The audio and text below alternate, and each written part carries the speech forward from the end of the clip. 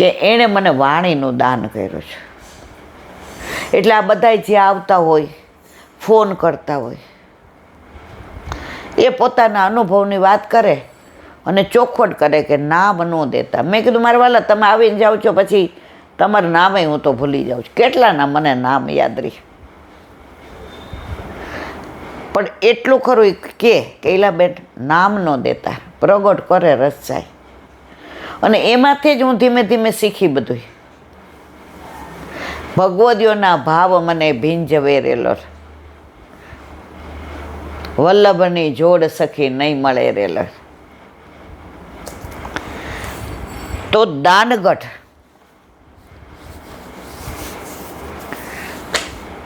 બરસાનામાં તમે જો તો ચારે બાજુ દાનગઢને, માનગઢને, વિલાસગઢને, સાંકડી ખોરને, મોરકુટીને, વલ્લભના બેઠકજીને, દો વપુ એક પ્રાણને, હિંડોળા સ્થાનને, રાસસ્થળીને, લાડલીજીનું મંદિરને, નવું મંદિરને, બાર પેલા શંકર, અરે કેટલું. આ તો બરસાનાની વાત કરી. નીચે જાઓ એટલે એના દાદા દાદીનું ઘર છે ને, આમ જાઓ એટલે પીળી પોખર, આમ જાઓ એટલે ગુલાબખાનનો ચોતરો. અરે તમે વાત જ ના કરો. અને અમે છે ને 50-60 વર્ષ પહેલાંના વ્રજને જોયું છે. એટલે એ લીલા સળિયાજી મગજમાં જ છે બધી. કારણ કે એવા ભગવદીઓ જોડે કર્યું એ બીજી વાત જ ન કરે. એના મનમાં એ જ હોય બધું. અને વ્રજમાં ચંપલ પહેરે નહીં. અને રસ્તામાં જો બીજી વાત કરવા જઈએ ને એટલે આમ એવો આપણો હાથ પકડીને એ નાના હોય ને તો વાતો કરવી બહુ ગમે. આપણને એવો પ્રસંગ એકાદો કહી દે વ્રજનો, આપણે રાજી થઈ જઈએ. તો સંગ મળી જાય ને તો તમે દુસંગને ભૂલી જાઓ. અને જો એ જગ્યાએ દુસંગ મળી ગયો તો વ્રજને અભડાવીને આવો મારા વાલા. એક ભગવતી મને કહેતા હતા, એ કે વ્રજમાં તમે લૌકિક વાતો કરો ને ઈલાબેન તો ઠાકોરજીને વાગે. મેં હે શું સમજણ નહોતી ને, નાના હતા ત્યારે. મેં હે એવું કાંઈ હોય? પછી હામું તો કહી જ દેવાનું, એવું ના હોય. મને કે ના દીકરા, વ્રજમાં લીલાઓ થતી હતી ને થાય જ. એટલે આપણે લૌકિક વાતો કરીએ ને તો ઠાકોરજીને વાગે. અને સાચે જ જો વ્રજમાં લૌકિક થઈ ગયા પછી અફસોસ બહુ થાય. પણ પાછા તો એ સમય લાવી ના શકીએ. એટલે બને ત્યાં સુધી વ્રજમાં લૌકિક વાતો કરવી નહીં. બોલો દાન વિહારી લાલ. સમય અહીંયા બેઠા પછી યાદ નથી રહેતું.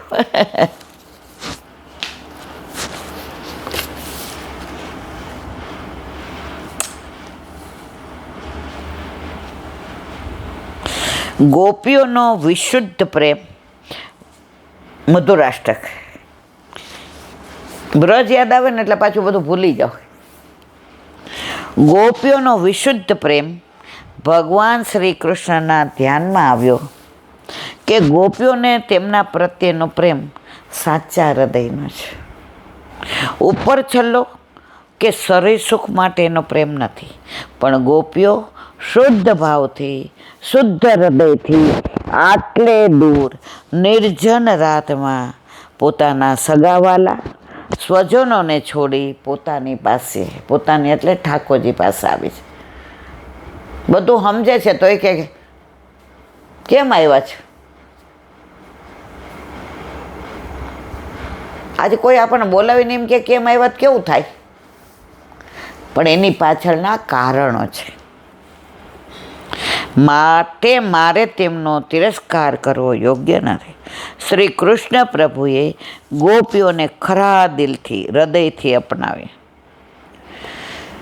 ગોપીઓએ ઠાકોરજીને પોતાના પ્રેમમાં બાંધી તેઓને પ્રેમામૃત કર્યા. પ્રેમની સાંકળે ગોપીઓએ બાંધ્યા, પ્રેમની સાંકળે ગોપીઓએ બાંધ્યા, વાલો મારો ભક્ત તણો બની જાય છે, વાલો મારો ભક્ત તણો બની જાય છે, વાલો મારો પ્રેમની સાંકળે બંધા. એને કાંઈ નથી જોઈતો, પ્રેમ. ભગવાન શ્રી કૃષ્ણ જેવાને પોતાના તરફથી સંતોષ મળવાથી સુખી જોયા, તે સાથે ગોપીઓ પોતાની જાતને પરમ ભાગ્યશાળી અને સુખી સમજવા લાગી. ગોપીઓને સુખી જોઈ પ્રભુ પોતે પણ સંતુષ્ટ થઈ આનંદિત થઈ ગયા. આપણા ઠાકોરજી પાસે આપણે જઈએ ને, સરસ તૈયાર થયા હોય, વાળ બાળ ઓળાવેલા હોય, ચાંદલો બાંદલો કર્યો હોય અને હસતા હસતા જાય ને તો આપણે ઠાકોરજીને જગાડતા હોય તો એને મજા આવે. આપણો હાથનો સ્પર્શ થાય ત્યાં એને ખબર પડી જાય. મારી માના હૈયામાં કેવો ઉલ્લાસ છે, મારા દર્શન કરવાનો, મારા સ્પર્શ કરવાનો, મને જગાવવાનો, મને ગોદમાં લેવાનો. અને જે દિવસે ઉદાસ હોઈએ, કાંઈ ઘરમાં થયું હોય, વ્યથા હોય, ઠાકોરજીને એમ ત્યાં આજ ખોટી જગાડે છે, તો પ્રભુ પાસે જઈએ ત્યાં તો આનંદ ઉલ્લાસ. एक दूसरे को सुखी बनाकर स्वयं को सुखी रखना यही रास का काम है. यह रास लीला पराकाष्ठा रूप जताने वाली है. नंद नंदन कृष्ण कन्हैयाए एक સાથે અનેક રૂપો ધારણ કરી પોતાની સાથે જેટલી ગોપીઓ હતી તેટલા સ્વરૂપ બનાવી દીધા. પ્રભુને ક્યાં મારા વાલા, આપણા ઘરે જે સ્વરૂપ બિરાજે એવું ને એવું બીજાને ત્યાં ન હોય. હોય શ્રીજી બાવા, ભક્તને જેવું ગમે ને એવું સ્વરૂપ પ્રભુનું હોય છે. આજે લાલન મારા ઘરે હોય એવા બીજાને ઘરે હોય, પણ એ સ્વરૂપમાં ને આ સ્વરૂપમાં તમે ઓળખે આ મારા લાલન નથી. 2008માં અનકોટમાં બધા ઠાકોરજી જે ઠાકોરજી પધરાવ્યા ને તો એક બા હતા 90-92 વર્ષના, આટલી નાની ઝાંપીજી, હલાય નહીં ને એટલે આમ તક તક કરતા આવ્યા, ચંપલ પહેરેલા નહીં. એટલે મન કે ઓલા, એટલે ઝાંપી જોઈ ને તો મેં ઓલા વચ્ચેના નાના અંગોઠા જેવડા, એ આ નહીં મારા ઓલા છે. મેં કીધું જો, તો દરેકના ઘરે બિરાજતું સ્વરૂપ, જેમ એક એક ગોપી માટે એના ભાવ માટે પ્રભુ પ્રગટ થયા હતા, એમ આપણા જેવો ભાવ છે ને એવા આપણા ઘરે આપણા માથે આપણા ઠાકોરજી બિરાજે છે. પછી દરેક ગોપી સાથે એક એક સ્વરૂપમાં રહી તેઓની સાથે રાસલીલા રમવાની શરૂઆત કરી દીધી. દરેક ગોપીને એમ જ લાગતું સ્વયં ભગવાન શ્રી કૃષ્ણ પોતાની સાથે રાસલીલા ખેલે. આગલી ગોપી યાર હોય તો એને એમ થાય કે મારા આ પ્રભુ મારી યાર, આ બધાય ખાલી છે. કોઈ ખાલી નહોતું, બધાય ભરેલા હતા. જેને જેવો ભાવ હતો, કોઈને એવું હતું પ્રભુ મારા ખભે હાથ મૂકી રાસ કરે તો એની યાર એવું સ્વરૂપ. કોઈને એવું હતું કે ઠાકોરજી મને થાપ આપે અને રાસ કરે તો એની યાર એવું સ્વરૂપ. કોઈ ગોપીને એવું થતું હતું કે પ્રભુ બે હાથથી ફૂદડી ફરે એવું, તો એવું સ્વરૂપ. જેણે જેવો ભાવ મનમાં પ્રગટ કર્યો એવું સ્વરૂપ ઠાકોરજીએ ધારણ કર્યું.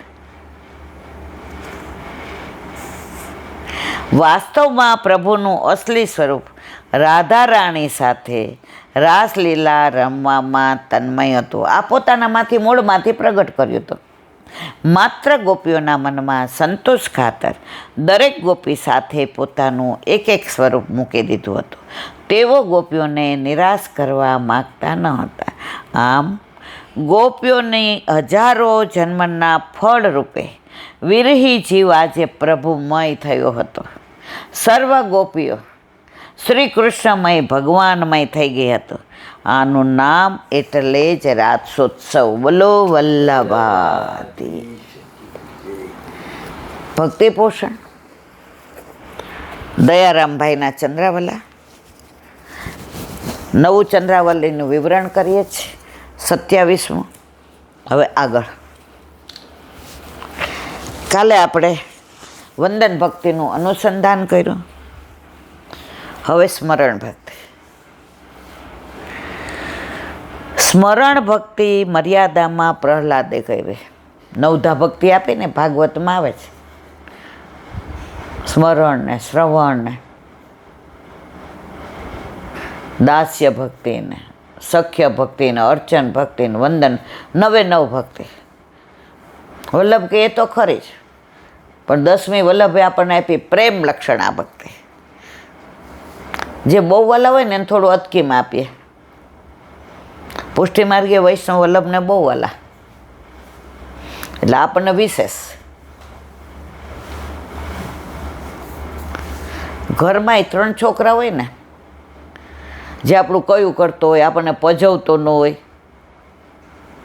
3 વાલા જ હોય. પણ રસ 1 ચમચો વહીતો હોય ને તો આપણે તરત કહી લે ને બેટા તું લઈ લે. એમાં આપણને પ્રેમ લક્ષણા ભક્તિ આપી.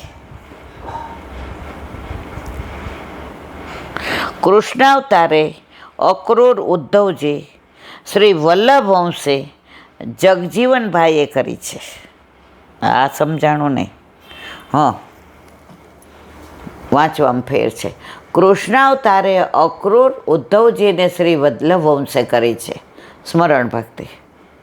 પ્રહલાદજી સ્મરણ ભક્તિ કરતા તેના પિતા જે હિરણ્યકશિપુ તેનો વેરી થયો. ભક્તિ છોડાવવા પિતાએ અનેક દુઃખો દીધા. હાથીના પગમાં કચડાવ્યો, પાડ ઉપરથી ફેંકી દીધો, શસ્ત્રોથી વધ કરવો, આ બધું કર્યું છતાં પ્રહલાદની દરેક જગ્યાએ ઠાકોરજીએ રક્ષા કરી છે. દ્રઢતા, એની ચિંતા જ નહોતી થતી કે આ તેલમાં ઉકળતા નાખશે તો હું બળી જઈશ.